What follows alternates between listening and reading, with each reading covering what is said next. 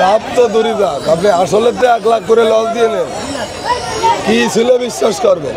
আমরা তারির পরে হাত দিয়ে 1 লাখ করে লসের টাকা নিয়ে যাব, 1 কোটি টাকা ফেলায় দেবেন। অনেক দাম চাচ্ছেন বুঝছেন, এই গরুটার দাম এটা হইতে পারে না। 8 লাখ 9 লাখ টাকা দাম এটা হইতে পারে না। এগুলো 3.5 4 লাখ দাম ঠিক আছে ভাই, এটার মধ্যে মাল থাকতে হবে না।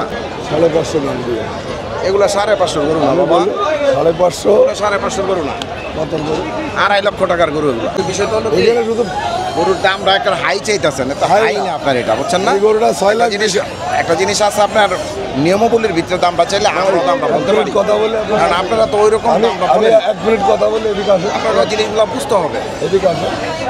যে বাজার আবার পরিস্থিতি গরুগুলো বুঝে আমরা দেখেন, বলতে হবে। আপনি নেয়ার এটা আপনি দরকার। কিভাবে বলেন আপনি নেওয়ার দরকার নেই, আপনার সাথে আমার বন্ধুত্ব। না, কিন্তু আপনার দাম তো অনেক বলেন। এই একটা গরু এই গরুটার দাম আপনি কিভাবে বলেন যে 8-10 লাখ টাকা? দেখেন আপনার একটা এটা মাল থাকতে হবে না, এটা মাল থাকতে হবে।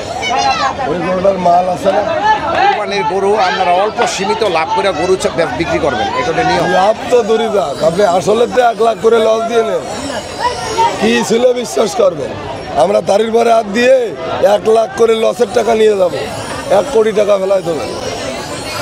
লাভের হিসেব তো বাদই দিলাম। আর একটু নামায় বিক্রি করবেন। এত আপনি বলেন বিক্রি গরুটার করলে দাম হবে। আছে কত? আপনি 10-8 লাখ টাকা দাম চাইছেন, আপনি এগুলো বলেন। কিভাবে বলি বলেন? বলেন।